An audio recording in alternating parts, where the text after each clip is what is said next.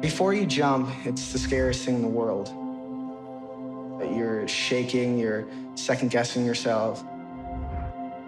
But the second your feet leave that cliff, it's just, you've never been more present in your life. There's nothing quite like being able to fly.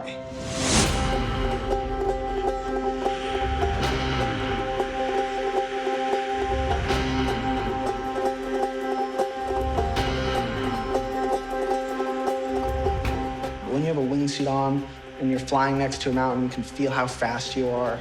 You feel like you're Superman. I mean, the closest thing I could resemble it to is imagine if you got superpowers and you could fly wherever you wanted. It feels exactly like that, like you have superpowers.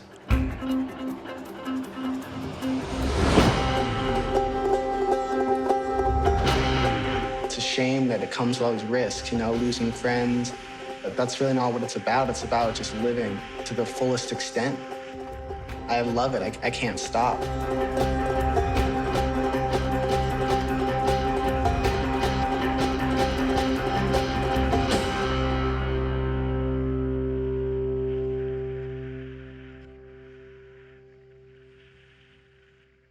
Okay, and just put your hands up. Are you rolling in? Yeah. Put your hands up in front of your face, Johnny, and clap once. Thank you. Okay, very good. So, Johnny, just introduce yourself. Who are you? Where do you live? And what do you do? My name is Johnny Strange. I live in Los Angeles, California, and I'm a wingsuit base jumper. So, how long have you been doing this? I've been wingsuit flying and base jumping since I was a teenager. I'm 23 years old now, and this will be my 6th season base jumping. Talk a little bit about the mythology around CP6. Being a base jumper, a lot of people have a negative image of the sport because of all the deaths and all the injuries. And one study found the average life expectancy of a base jumper is 6 years before they quit, or even worse, get killed. So this being my 6th season, I think has my family a little nervous and people a little nervous, but I've never met somebody in the sport who has a death wish. It's all about science. To me, I love the science, and I love that I have complete control. People may not like what I do, but the parachute doesn't just malfunction. It's human error that gets people killed. And I want to do it until, you know, I'm 90 years old. You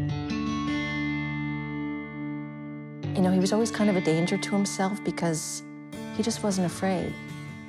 When he was 2, in my bedroom, he jumped off the chair, hit the bed frame, called the paramedics, they came, and we ended up just driving him to the hospital ourselves. They put us in a room, there was a gurney, he's always running around the gurney, and he trips and falls, hits the bottom of the gurney, gets another thing, blood is spewing out of his head, and I'm screaming, and they come and they're like, okay, fine, we're gonna see you right now, because they wanted us out of their hospital.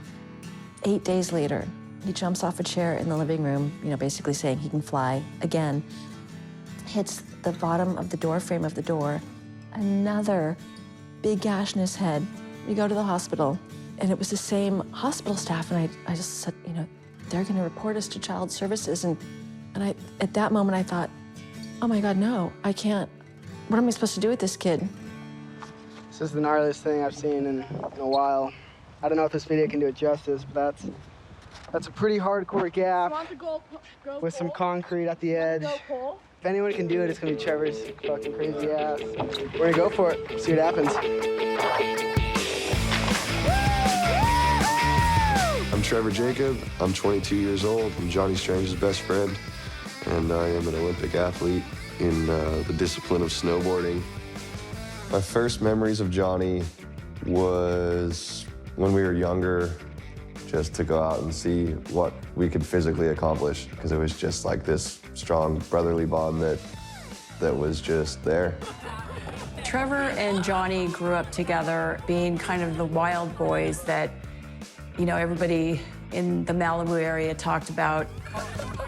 They were just, you know, 2 peas in a pod. I would say Johnny was a living legend among his friends. I think among some of the parents, he was probably their worst nightmare. He told me all the time that fear is just an emotion. Johnny just did things. Johnny did things that other people thought couldn't be done. Super positive, so full of energy. Johnny's just, he's a force of nature. Every time you see Johnny and there's something that he's excited about doing, he's gonna give you the quintessential Johnny, which is a clap of the hands, and then a rub of the hands, and then a big ass grin. Dude, this is Stoke. Good friends, good adventures. He's always, living life to the fullest and being the most adventurous he can and loving life along the way. I don't know if you've seen pictures of him at his graduation from high school where he lit a cigar on stage and walked across. And the people in the audience, half were laughing and half were mortified. I see the kids walking and Johnny's coming up. I'm like, oh, he's not, oh, he's doing that. Johnny Strange. He lights up a cigar and blows smoke right as he's getting his diploma. And I'm part of me, part of me as an administrator is mortified. The other part is like, oh my God, did he just do that? Oh my God, he just did that. We were on a boat and he went to the front of it and made that pose and took a picture of it. And then how many years later, maybe 4 or 5 years later, against my wishes, he and his sister went paragliding. And you look at the man in charge of the flight, and he's looking at the camera smiling. And you look at Johnny, and he's doing the same pose, arms out, eyes closed, face up. And it's the same pose that when he's wingsuiting, it's the same pose. And he'd been doing that pose, ever since he was 4 years old. Every little thing he did was working up to was just leading him right into being a wingsuit pilot. So how did this all begin for you? You've been an adventurer, you've been a climber. Tell me a little bit about your history. It all starts with my parents. My parents were both hardcore adventurers.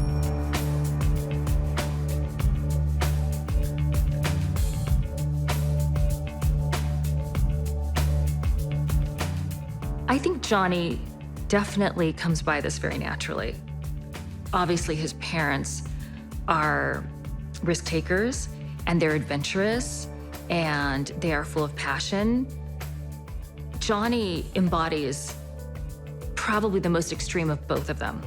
When I was 12, I climbed the tallest mountain in Antarctica, and the youngest person to do that was 23.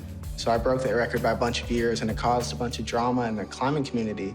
And I kept climbing and climbing, and by the time I was 17, I climbed the tallest mountain on every continent. Earlier this month, my next guest climbed to the top of Mount Everest to become the youngest person in the world to have scaled the highest peaks on each continent. Please welcome 17-year-old Johnny Strange. When did you start climbing? When I was 12. My dad was going on this big expedition because both my parents climb. And, I was like, I want to come.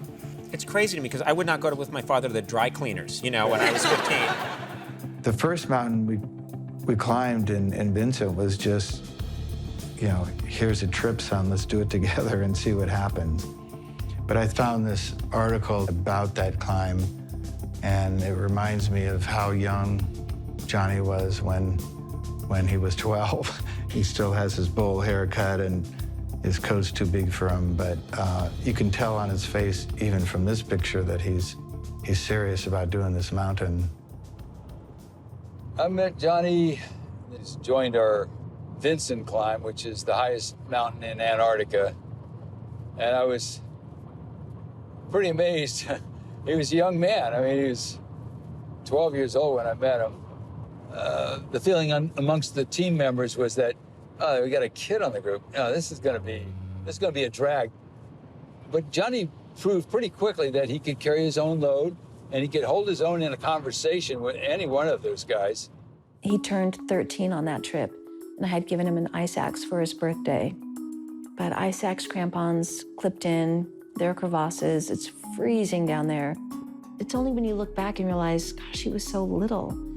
But he was just always so sure and competent and confident that it never seemed like a wrong decision. It's 40 below. That summit's one of the coldest summits there are on Earth. I think probably the coldest place on Earth in the wintertime.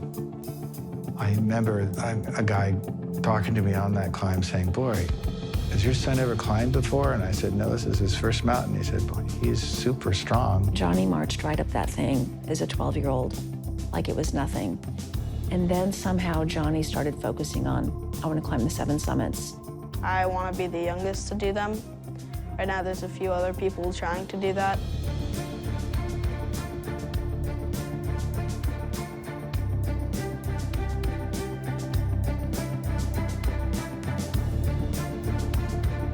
So you have climbed 7 of the highest peaks. Now, was Mount Everest, is that the hardest? Yeah, I think Everest is the hardest just because the mental aspect.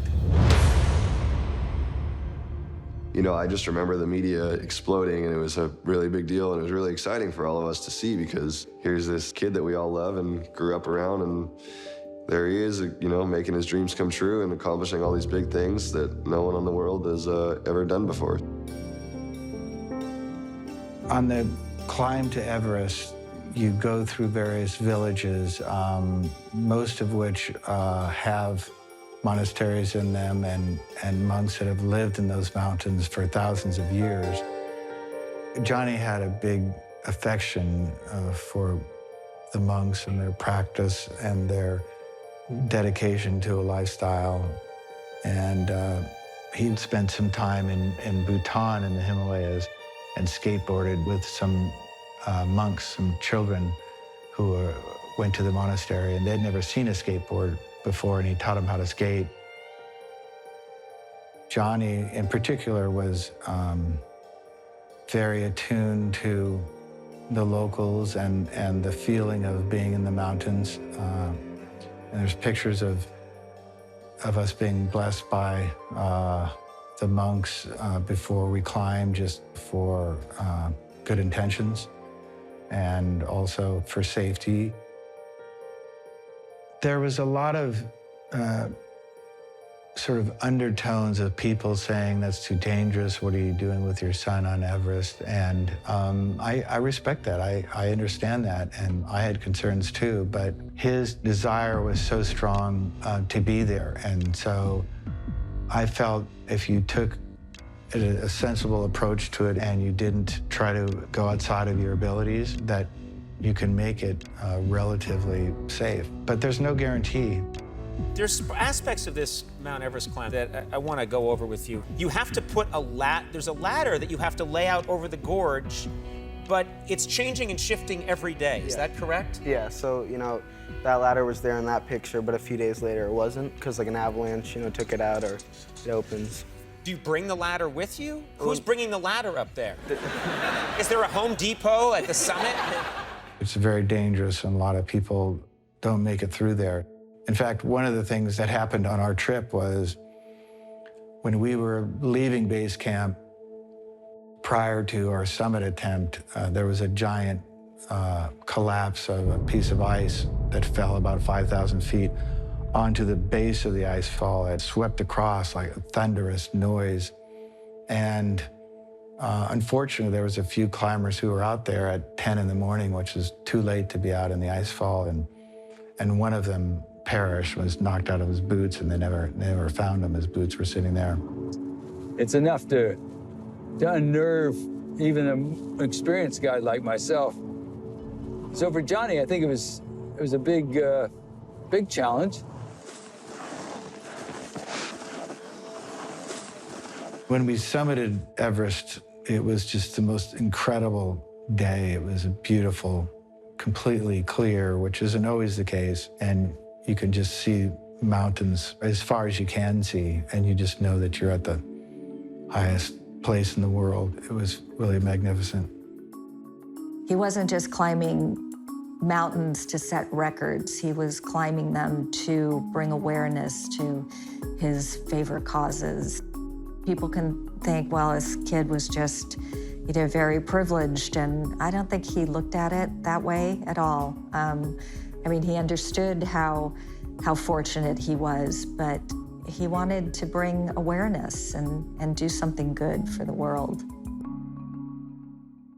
I had moved away, and I had come back when I was 16 or 17, and this was just right around the time he was completing the 7 summits and climbing Everest. He had just climbed Everest. He was looking into swim the English Channel, And I knew he was back in Malibu. And so when I had come back here, it was pretty much just waiting to happen.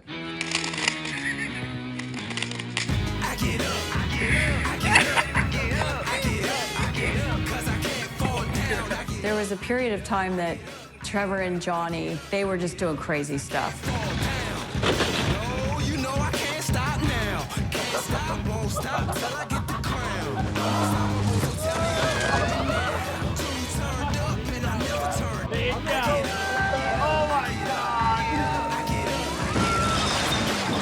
Trevor and Johnny were, during this jackass stage that they grew up in, were really kind of looking for notoriety. They just, were making these videos for their friends and trying to get that notoriety. From 16 or 17 on, it was just, I was the one that he would call when he wanted to get something adventurous done, and he was the one that I would call. For example, he would call me and tell me he wanted to go down the 101 freeway on a skateboard. Somehow through the woodworks, it just came out that, hey, there's a steep part of the 101 over there by Moore Park. Let's just get on the freeway, start in the shoulder, and just merge onto the freeway going full speed. The traffic is literally going like everyone's going 75 miles an hour at least. That's the steady speed. And all of a sudden, he just merges into the freeway to, into the slow lane. He ended up getting so far ahead of me that I actually had to start catching up and, weaving through cars to get back up to him. And I remember, because I was driving a manual car, that I just remember just trying to shift as fast as I could to try to get up and, catch up to him on the freeway.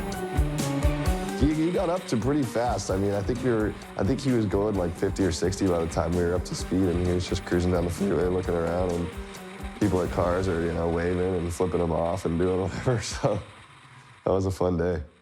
I was having a lunch date, and my phone kept ringing and kept ringing. I was like, oh, I'm sorry. And so finally, lunch ends, I get back in the car and I call Johnny. Johnny, what? And he said, the school might be calling you. I was standing on top of a car. Right, it's illegal and just plain dangerous tonight. The search is on to find a teenager caught street surfing in Malibu. I turn on the TV and those things that flash. Malibu teen car surfing, news at 6. And I just looked at him and I said, are you kidding me? Well, David, photographs of the person who was street surfing were taken by someone riding on a school bus here on Pacific Coast Highway. They were then sent to the Lost Hills Sheriff's Station, where authorities there were immediately alarmed and concerned that anyone would want to hop onto the roof of a car traveling at a high rate of speed. Identified by classmates as Johnny Strange, this is the same kid said to be the youngest person to climb Mount Everest. But nobody is celebrating this hike. It's like 6:30 in the morning. We're driving out PCH.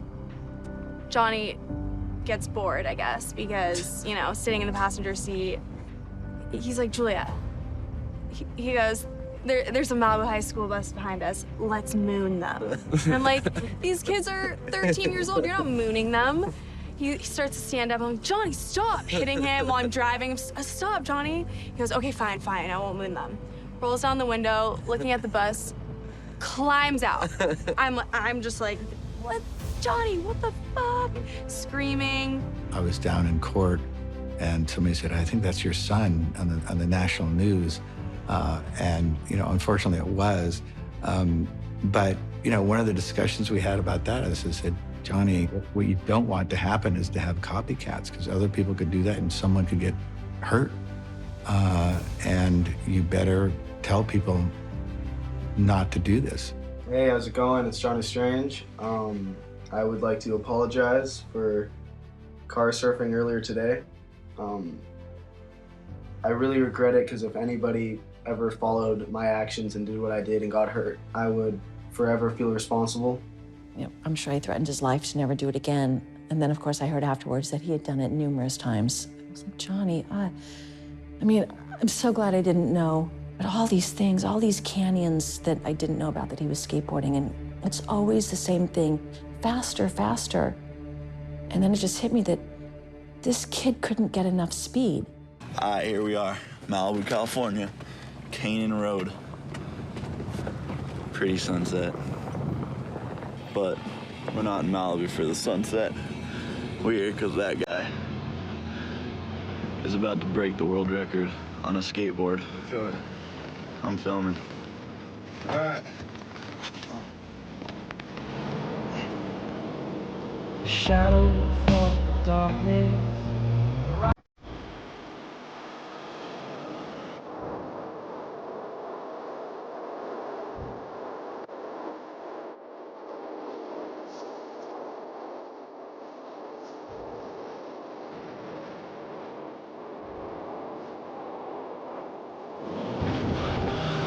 Can you hear me? Yeah. I'm listening to this song right now, and it's like a really sick song, so we're gonna need to go a lot faster.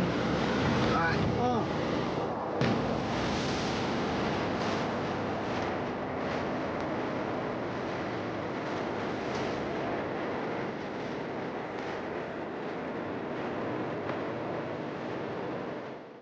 Studies of adolescence show that if I think my friends are watching, I do stuff that is totally different than if they would never know what I did.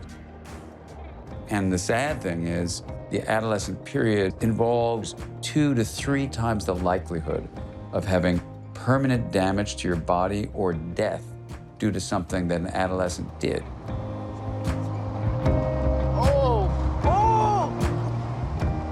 When you have this feeling inside of you that gives you a feeling of being alive, we call that sensation, among other things, awe.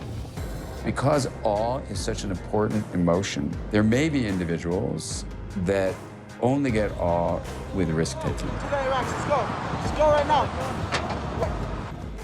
Those individuals need to realize that it comes with a potential price.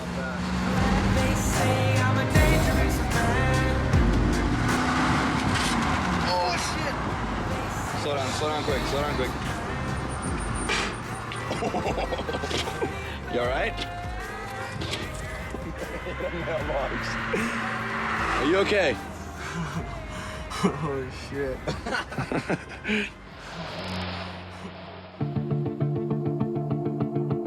My whole dream, I always wanted to fly. So when I was 18, I left everything behind and moved to Las Vegas because I heard there's base jumpers there, and I learned everything I could about base jumping and wingsuit flying. It was that golden minute of turning 18, and he could jump. He didn't need mountaineering anymore because you could be 12 and climb a mountain, but you had to be 18 to put on a parachute and jump out of an airplane. When Johnny first came to Vegas, he definitely had a goal in mind. He walks into the drop zone and basically says that he knows a mutual friend and that he wants to learn to base jump. He cut right to the chase. There was no hem-hawing around or trying to get to know each other, anything like that. He was like, this is what I want to do. Can you help me do it? And this mutual friend of ours says, you're the guy that can help me. This parachute was built in 1980. I hope it still works.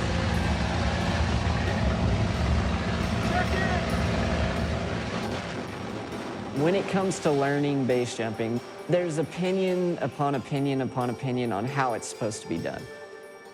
Basically, you are trying to mitigate as much risk as you can by learning all the fundamentals to jumping leading into wingsuit base jumping. Number one is you learn how to skydive. As an 18-year-old, Johnny was incredibly talented physically. He was incredibly body aware, which helped him progress really quickly in skydiving. You could tell he had this idea and that he was ready to get it done. After you learn to skydive, then at that point, you're gonna learn to base jump. So you're gonna go huck yourself off a safe object, which we would consider like a bridge or even a hot air balloon. With the base jumping thing, I didn't know how dangerous it was, and I didn't push it. And he started to talk about how dangerous it was and would try to show me the videos, and I never would watch them. I couldn't. All right, yeah, I'm ready. Out of here.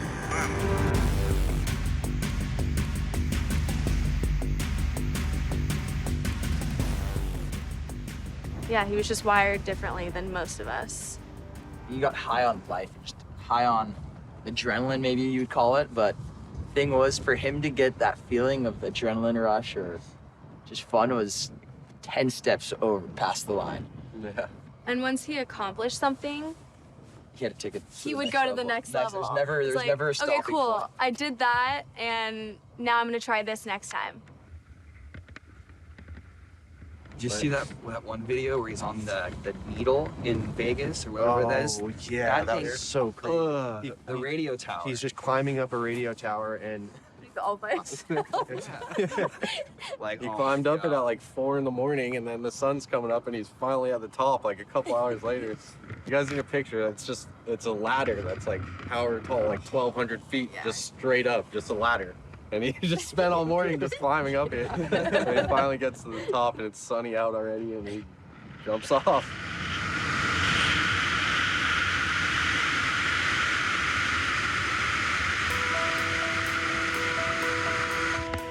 No part of it was he in fear or scared or any of that. So half the footage is like him running and just like trying to get away and then pack his parachute.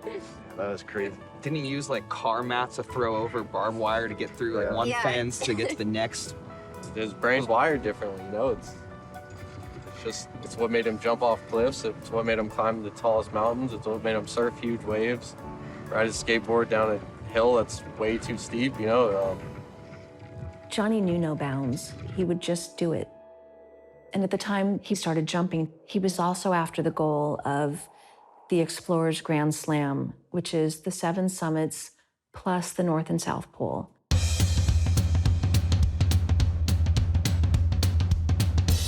So Johnny went to the South Pole. It is incredibly cold down there, but Johnny being Johnny,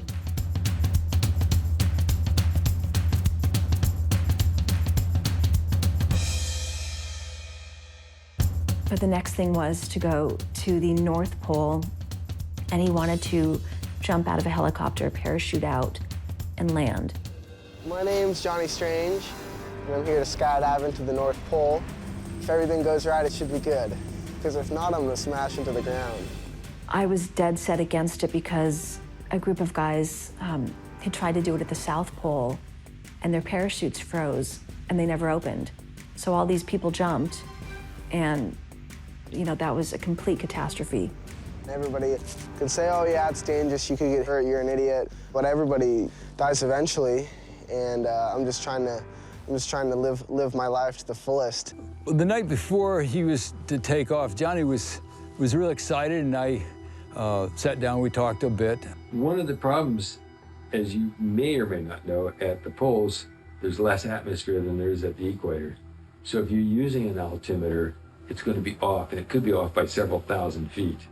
One of the things I was trying to stress at that point was, you only live once. Let's make it good, but let's make it long at the same time. You mentioned earlier that you have a great love of life and that you want to be around having fun for many years. I salute that. I want to be an old man with cool stories. That was the only time that I was sick with worry, and that I just thought this can go horribly wrong. He had 2 paraguides, if you will, Russian Soviet paraguides, who was also going to jump with him, make sure everything worked out all right. They told him, don't do any funny stuff coming out of the helicopter. It probably gave those guys a heart attack when they saw him do the backflip out the door. So I had my cell phone with me, and I knew he was going to jump in an hour. And I thought, for the next hour, I'm the mother of a son. I'm the mother of a son. How am I going to feel in an hour if I'm not?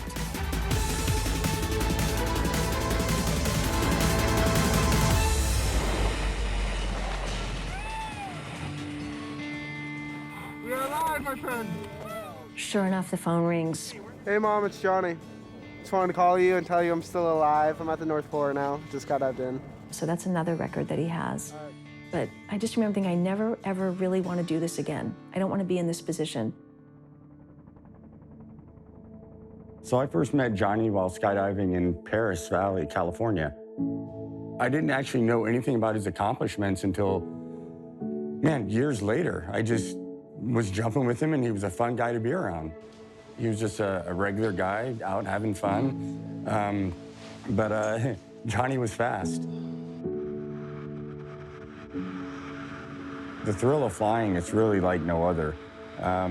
Just having the freedom when you jump out, feeling the pressurization of a suit inflate around your entire body. It's so surreal that until you do it, you're not really gonna fully grasp the concept of what it's like to use your body like a fighter jet, essentially. In my own opinion, I can make it as safe as I want to make it, as long as I can control the science. If it's bad weather, I don't jump. And I try to control the variables. And the reason I think why I love it isn't because it's dangerous, it's because it's physics at its purest form. And I love being able to be a part of science and the leading edge. Once you've learned to base jump, once you've learned to skydive, now you can introduce a wingsuit. And in this stage, you're talking 200 skydives. So you're almost talking a year in the sport before you will ever put on a wingsuit. That's basically how you progress. It's a really long, slow process of kind of training wheels to training wheels off to, you know, riding your bike on the highway. So none of us could really figure out how he was paying for things. And then we found out that I guess he was making money posting these videos. We didn't pay for his wingsuiting. He was sponsored, and you know, the parachute he was wearing, a sponsor had given to him. I guess his suits were sponsored. You know, he'd pack a suitcase to go somewhere, and there would be one pair of pants and one shirt at the most. He needed very little, so you know, if you don't require much, you don't need to make a lot. And he made enough to allow him to do his sport. Have fun, stay safe, don't do anything stupid.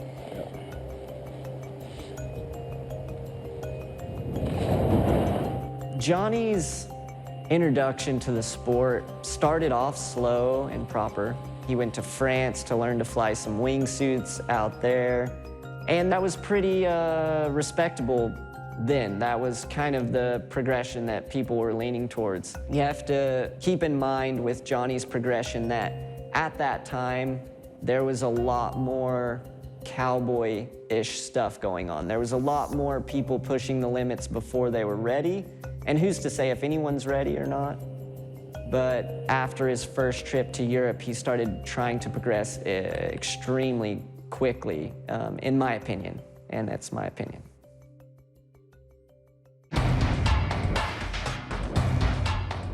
In this sport, there's just no room for error. Like, no one can be 100% of the time, and when you're not, bad things happen.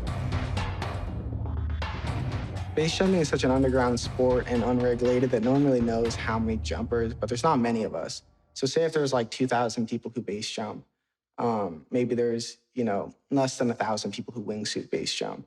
And out of the people who wingsuit base jump, say maybe there's, you know, less than 200 or less than 100 who fly proximity. And out of the people who fly proximity, there's not very many people who fly lines. So you're flying really close the whole time. And that's where it gets super dangerous and super high level. And that's like the 1% of the 1%. If you're proximity flying, that's what's going to give you that sense of speed. Proximity flying is when you're flying in close proximity to terrain, trees, rocks, and you can fly them as fast as 200 miles an hour overall speed. Not only in your wingsuit and you're on a cliff, but you are going to fly towards the mountain instead of away from it. And it's just the most incredible feeling when you're flying next to a cliff and you just have this superhuman feeling. And for that, you know, whatever minute flight, you know, there's just nothing else in life matters just besides this moment. You're truly present. It's the best feeling in the world. We talked about the danger of base jumping all the time.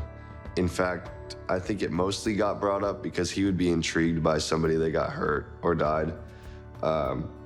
Or I would bring it up, you know, watching his footage going like, dude, this is way too close like to the edge, basically, like, you know, I don't know, it just seemed like. It would be interesting, honestly, to look into the brain chemistry of base jumpers and daredevils like that, because there must be something different. I, for one, would never, and the majority of people would never. There has to be something. Preliminary studies suggest that the reward circuit, which is a vertically distributed circuit, is mediated by a substance called dopamine. When dopamine is released, the feeling inside of you is like this: that was meaningful. I'm going to do that again. But for some people, what really secretes dopamine is novelty. And for them, what the novelty is danger. It's really about, I've pushed this thing to the edge. And for some people, they really need to do something near the edge of death. This is video of local base jumper Fernando Gonçalves diving off a cliff in Brazil. And the very next day, he was killed making a similar jump. An American base jumper plunges to his death in Turkey. A tragic end to a newlyweds day of base jumping. The extreme sports superstar was killed Saturday while trying a dangerous jump in Yosemite National Park. You know, there's been almost 50 people died flying wingsuits off cliffs in the last 18 months. Johnny would always text me when somebody died or got hurt base jumping, just because I think it would remind himself, you know, of the risks. And I also think that maybe he was warning his loved ones how dangerous it is. Johnny would talk to me about base jumping all the time, to a point where I ended up learning the equipment that you use for base jumping, the sponsors for base jumping, the places where you can base jump. So I was on board with sort of everything he did, and there wasn't a day that I wasn't behind him. But Johnny did talk about the dangers of it because he was fixated on this list. So what are we seeing here? This is a list of everyone who's passed base jumping. But this is from, you know, the beginning of base jumping all to now. Every death that's happened base jumping. And what do you see when you click on one of those things? You know, so you click it, and this one just happened, so it's updating, but it shows, you know, nationality, where he died, how he died. These are all pretty recent. I mean, this is last week, you know, July 24th, July 21st, July 21st, July 10th, July 4th, July 3rd. So that's all this month. And there were people who died in those days. Yep.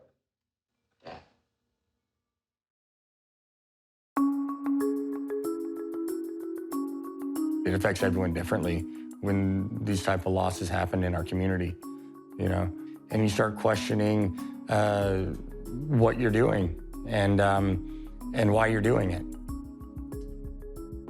I think people who proximity wingsuit, that sport, how it evolves from, you know, jumping off a bridge, jumping out of an airplane, to, okay, now I'm gonna jump off of a cliff. Oh, now only not am I gonna jump off a cliff, I'm gonna see how close I can fly along the cliff. These guys just keep upping the ante. So if I look at someone who does drugs and first they could do, I guess, 1 line of coke, and all of a sudden now they need 2 lines of coke, well, is that the same thing with wingsuiting? It's, you know, the ante just keeps going up. The wingsuit flying, when he first told me he was gonna do it, you could never say, Johnny, don't do that, or it scares me, or do you know how risky it is, or you've heard about these other people that weren't successful at it. Holding him back wasn't an option. I know that you certainly were not gonna tell Johnny he wasn't gonna do it. Johnny is incredibly focused and strong-minded when it comes to uncomfortable situations, but he's very impatient as far as his learning process. So I took a step back from Johnny, kind of just a step away so he could learn a bit on his own. Cheers. Cheers, boys. Cheers. Best day ever. Switzerland, France, and Norway are my favorite places to go, but there's really, You know, there's places all over to jump. You just got to go find them. And there's tons of unjumped locations. There's a lot of adventure waiting out there, and I intend to go find it. I met Johnny first time probably about 2 years ago. Definitely one of a kind. Yeah, Johnny's definitely special. Super positive, so full of energy. And he's just good at everything he did. He had said something on Facebook a few months before this trip. Because he wasn't able to rent a car in Europe, he was trying to figure out what to do. And so I offered to drive around in my van. And then everywhere we went, he'd throw out his tent and camp. And then I would sleep in the van. In the morning, we'd pack up, throw everything in the van, and go hike and fly. So that's what we were going to do for the 2 weeks that he was there. About a month before he went to Europe, he had told me about this trip pretty briefly. And he said that he was going to Europe with a friend, and they were going to travel around in a van and hike all the, biggest peaks and fly off of them. But when he talked about it, something just didn't seem right. Like he said it really quick, which caught my attention. Like, oh yeah, we're gonna go to Europe and find the biggest mountains and jump off them. I'm like, okay, I know that there's more that goes into that. So he sounded pretty rushed about it. And I later found out that he wasn't really talking to anyone about it. And then about 2 weeks before the trip, he was going to jump out of a hot air balloon.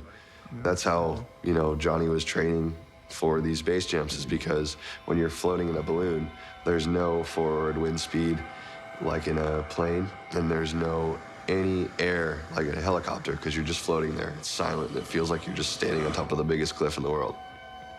So he calls me. I'm like, well, how did it go? And he's like, I had the gnarliest, craziest malfunction of my life. And he was like, it was, so sketchy. It was really close. It was so sketchy, man. It was so sketchy. I almost died. He was headed for the ground and losing altitude quick, and his parachute just wasn't working.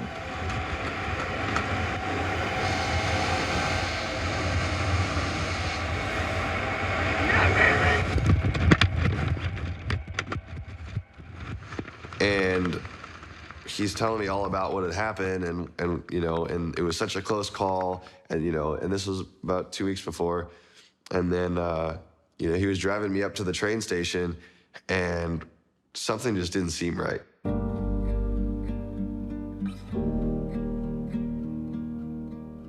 So I stopped him. I said, Johnny, what's up?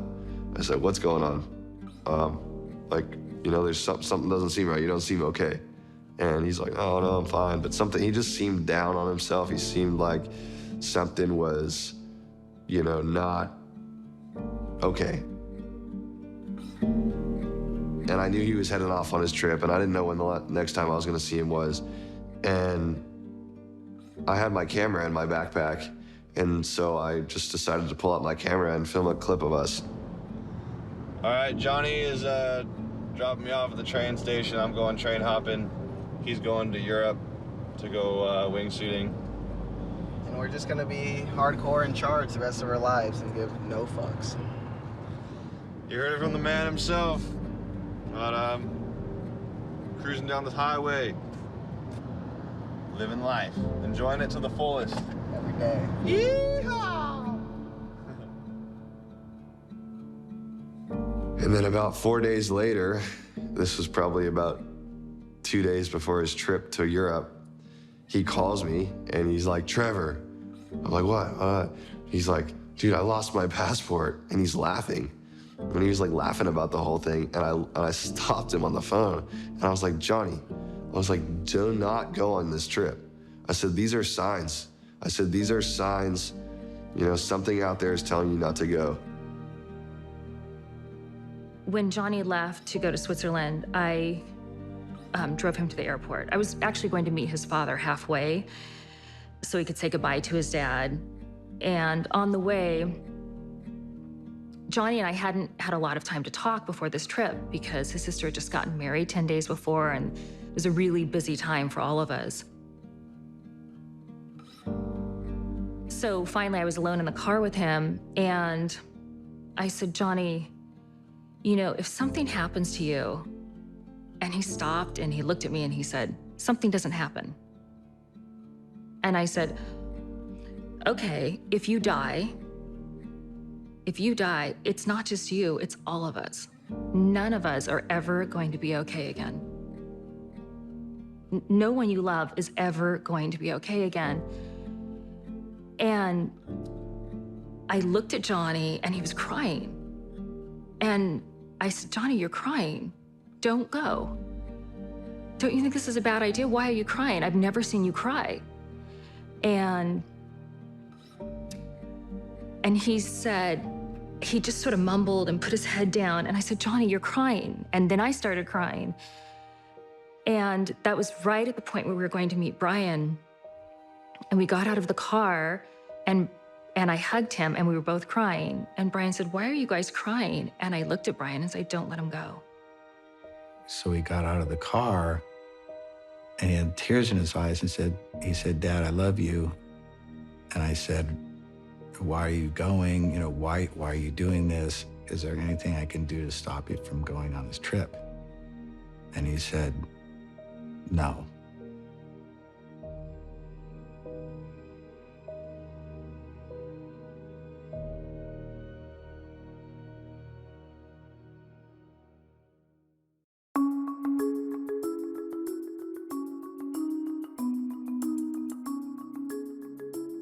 There's a jump in Switzerland. The name of the mountain is Gitchen. It's 2,200 meters. You can fly proximity fly terrain the entire time. Gitchen is, it's a perfect jump. I was planning on meeting up with Johnny at Gitchen. We hadn't jumped together at least in a year at that point, so I was excited to meet up with him. It was already late in the evening by the time we got there, so we were waiting until the next morning to jump. And yeah, we spent the evening in a little cafe at the landing area at the bottom, right on the edge of a lake, looking up the terrain, like maps of the terrain to plan out where we were gonna fly, watching videos of other people who had jumped it to see how the exit is and where you could potentially fly. And we ended up camping at the bottom of a little, there's a little cable car. And so he threw out his little $30 Walmart tent that he was so proud of. Here's Johnny, who's climbed Everest, and he's sleeping in a $30 Walmart tent that it was actually lopsided. One side, one of the poles was longer than the other, and we just couldn't get it to, to stand up properly. So we were laughing about that hysterically, like the night before going to sleep. But yeah, we managed to get it set up, slept in it, and then in the morning, yeah, threw everything in the van and went up for the hike. We had been texting the night before. He was extremely excited about this jump. He had heard a lot about it. By this time, I had told him a lot about it. And he knew it was a really special flight. It was a beautiful morning. Some puffy little clouds here and there and some stuff hanging on the side of the mountain, but nothing that was going to stop us from jumping. We always look at weather forecasts the night before, and we saw that it was windy, and that was going to affect the area of Gitchen. So we decided, we changed our plan. We're gonna go to a different jump because of the winds. I texted Johnny saying, hey, our plans have changed. They still planned on going to Gitchen, and they went. Yeah, game time. So we started somewhere around 8:30 or 9 in the morning. There's a little wooden box attached to a cable to bring supplies up and down to the farms on the mountain. That took us up maybe a few hundred feet or so, and then the rest of the way you have to hike up.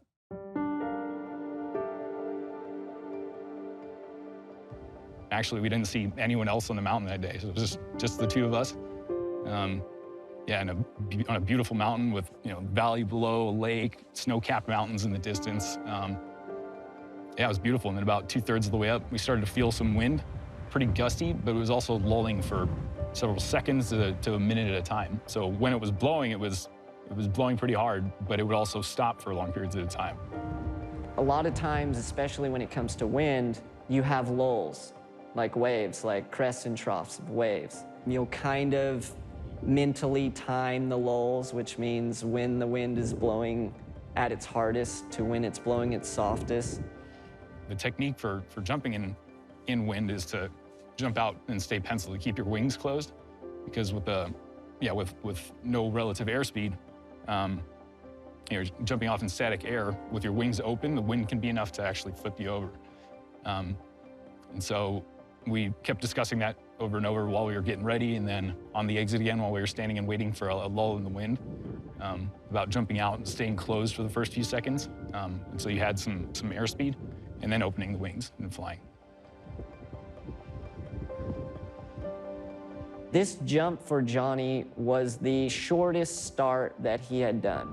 And what I mean by short start is when you exit a cliff, you have a certain amount of time before there's ground that you would hit if you didn't open your parachute.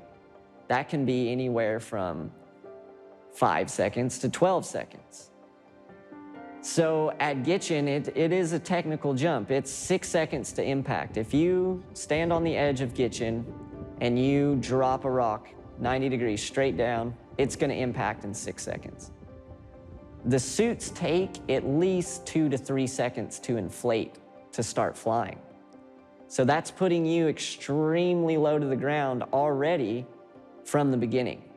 Yeah, so we waited for quite a few minutes, fully geared up, cameras filming, waiting to jump, waiting for a lull in the wind.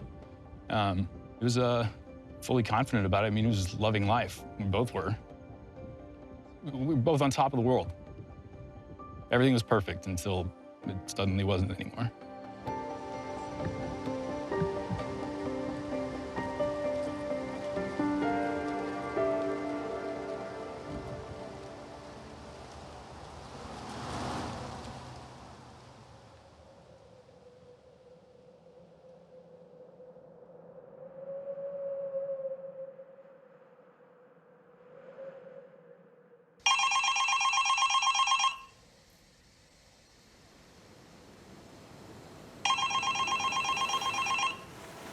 The phone rang, and it was 5:30 in the morning. It was Brian's phone, and he wasn't answering it.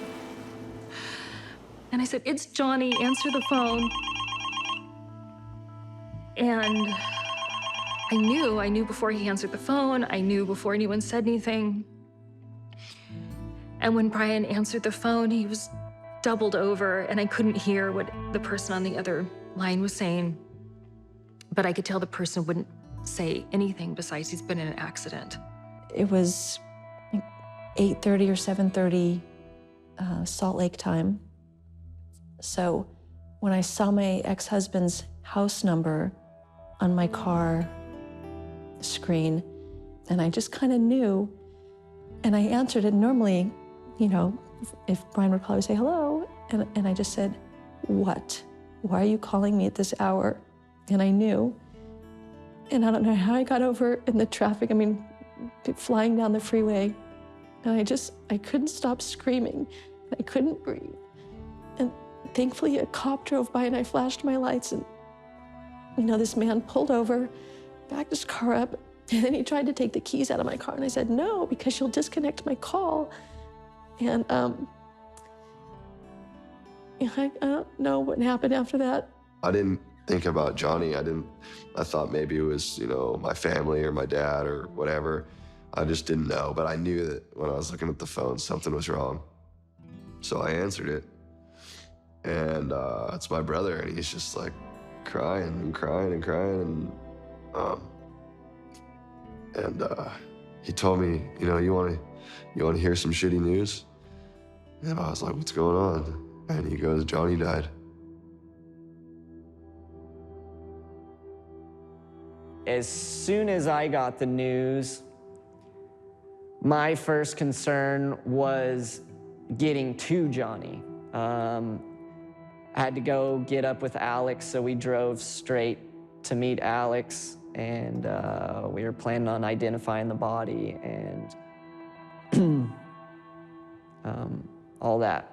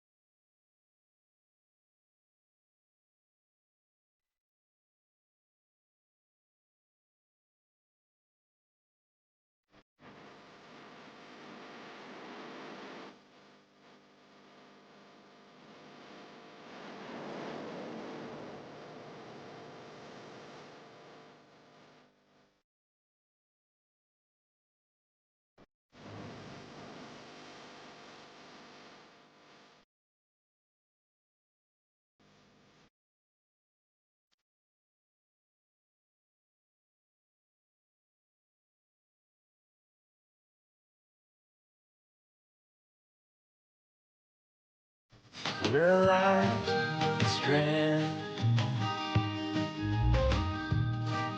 Yeah, but love is hard.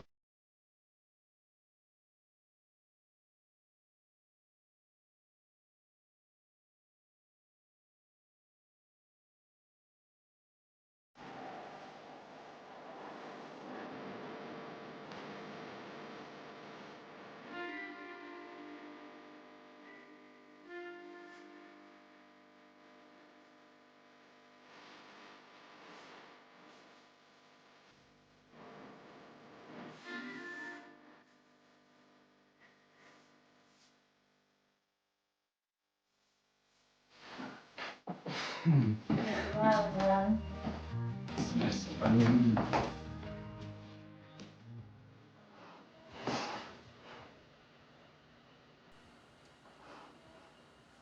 lot of questions for you. Yeah, I just wish it was under different circumstances. So tell, one, I want to know his last words, and then I want to know exactly how that flight went. Like, you know. He was going to be leading off, so we waited for a lull, and then he asked, all right, ready? I go, yeah, ready, good. All right, and then he gave the countdown, and he jumped off first. As soon as he jumped, I could see he was tilted slightly. That maybe it wasn't going to be a perfect exit. And was that because of wind or just a bad jump? I think just a bad jump, because at that point, like as you're pushing off, he didn't have his wings open, so it wasn't the wind pushing him at that point. As soon as he pushed off, he was tilted slightly to the left.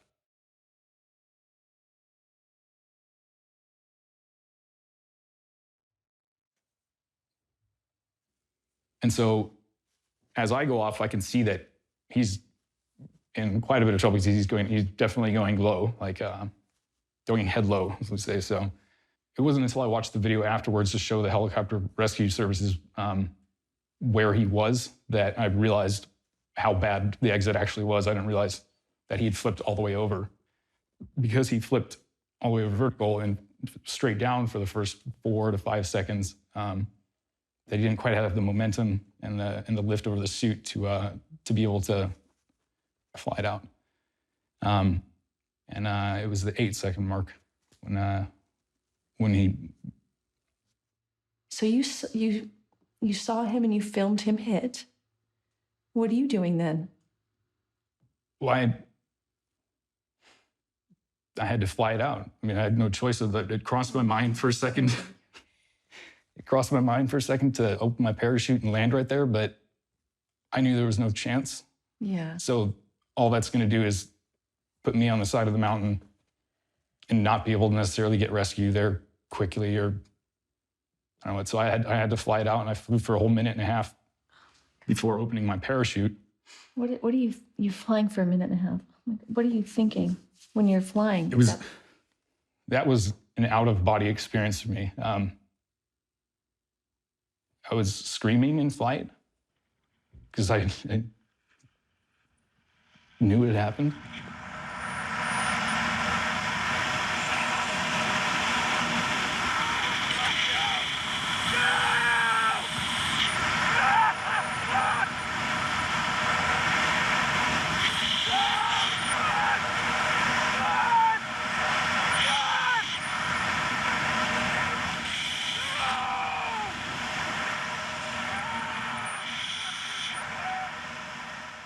Opened pretty high after a minute and a half of flying, and then landed in the same spot where we had planned to land, at the restaurant where we'd been hanging out the night before, and pretty much collapsed in the landing area.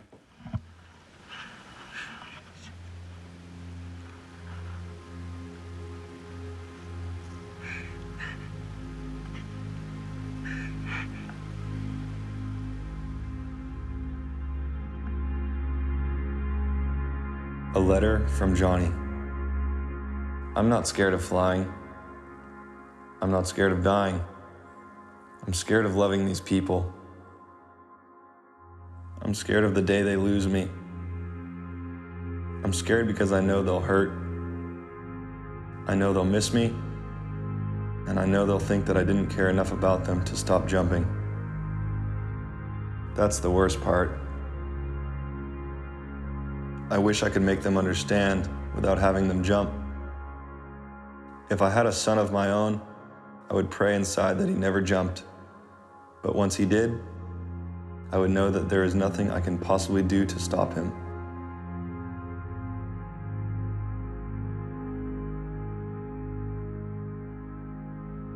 Every time I would text him something related to like base jumping, he just wouldn't respond.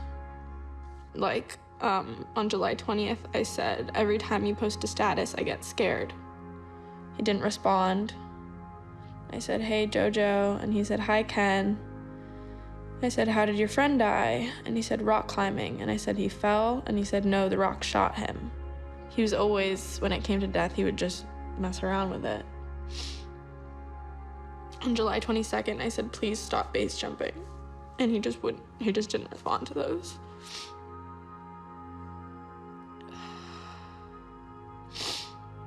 And then he posted somewhere that he was like in Russia, so I thought he was in Russia, and I said, how's Russia? And he said, I'm in Switzerland now.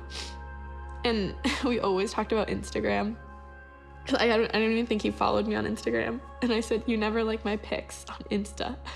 How's Switzerland? And he said, you're an Insta. Did you tell your friends that you're not allowed to talk to boys? And I said, yeah, everyone knows. So you can see even here, I just asked, how's Switzerland? And he won't even acknowledge that. He just refused to talk to me about anything that was real. I don't know, like in my spiritual side, I believe that subconsciously he must have known.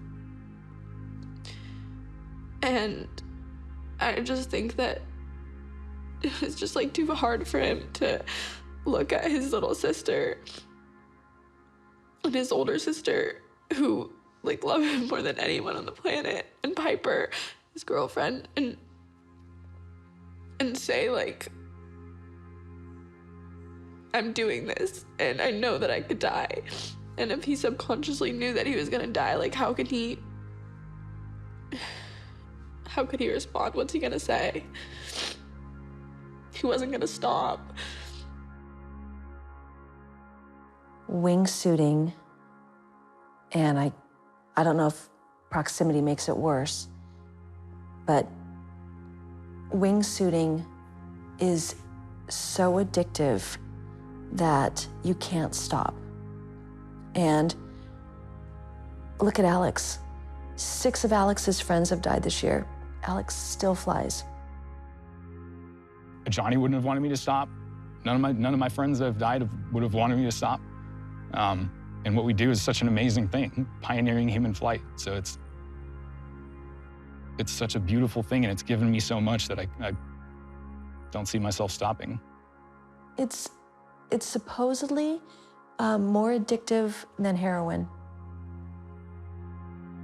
It's like we're superhuman. We can do something that most people dream of. Literally everyone, all kids have the dream of flight, and we actually do it.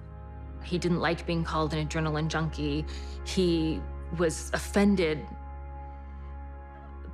when I even brought up addiction and that maybe that's what's happening. Certainly, he was addicted to that feeling. Absolutely. And there's nothing you can do to stop these people. His conflict was that he must have known it was going to kill him, but he couldn't stop.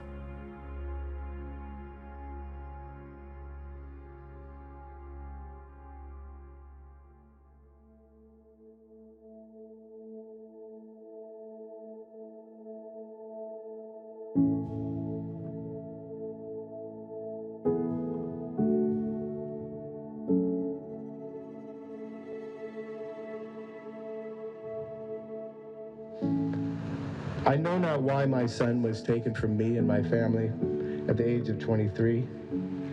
He had so much more to do so many more fights to take on, and so many more mountains to climb and fly off. But in those 23 years, his spirit, his courage, and his smile touched so many people. People from Antarctica to Russia, from Nepal to Patagonia, from the North Pole to the South Pole. Johnny loved life, and he loved all of you here today. While I am not and would not encourage young people to go wingsuit flying off mountaintops, I do ask that you choose courage over fear, to live a life of adventure, of purpose and passion, and choose a life of love over the love of ease. There are so many things on this planet worth fighting for. We should, like Johnny, believe in the limitlessness of who we are and the possibility of what we can accomplish. I hope that that will be the legacy of Johnny Strange. Thank you.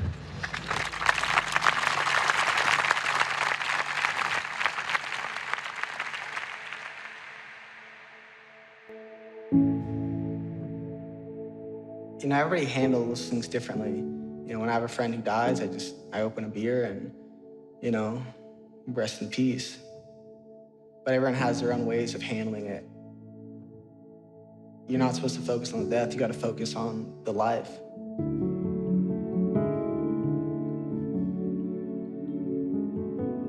I believe in a higher power, but I have different views on it. I think people get so caught up in religion and who's right and who's wrong. If you want to be, you know, a good person in God's eyes, you got to go out there and you got to try to make a difference. And it doesn't matter what you believe, you have to make a difference, you know, for good. You know, the newspaper articles and everything after Johnny passed away was, you know, Johnny lost his life. Was it worth it to do what he did? And I don't think Johnny could have lived it any other way. So I think when somebody tries to put a value on, you know, was it worth it to jump out of this or take this risk or that risk or to push yourself beyond what may be humanly possible, I think there are certain people that they don't know another way to live. You know, if you don't have some risk in your life, you're not really experiencing life, because life is risky. None of us are going to get out of it alive. And, you know, to be a ship in the harbor all your days is safe, but that's not what the ship is for. The ship is to sail on the ocean. The ship is to have adventures and to travel the world and to be in storms and to, you know, ride the tide and to have waves crash on you. They're built for that. I don't have a death wish, and I don't think Johnny did either. I think he had a life wish. I mean, he was always so worried about becoming somebody that he wasn't. Like, he never wanted to be a realtor who once was a base jumper and climbed mountains. He didn't want to be like a banker. There was, like, he felt so constrained by that. And so knowing that the peace he must feel and knowing that he got to go out as this, like, complete legend.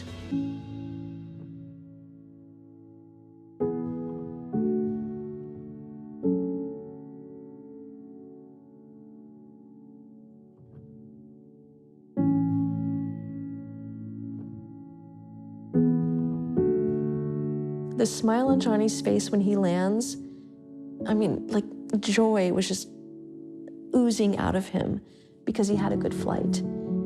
And some people get that joy once, or like the deep, pure joy once or twice in their life, and Johnny had it every time he jumped.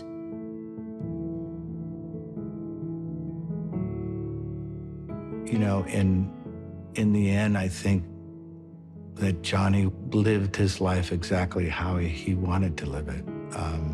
And when he was only 23 when he died, and so I get really sad about that. But ultimately, there's a lot of comments by friends of Johnny saying he lived more in his 23 years than a lot of people do in their lifetime. So I think about him obviously warmly as a son, but I think ultimately that Johnny was Johnny and lived his life to the fullest, and he would have, I think he's happy about that.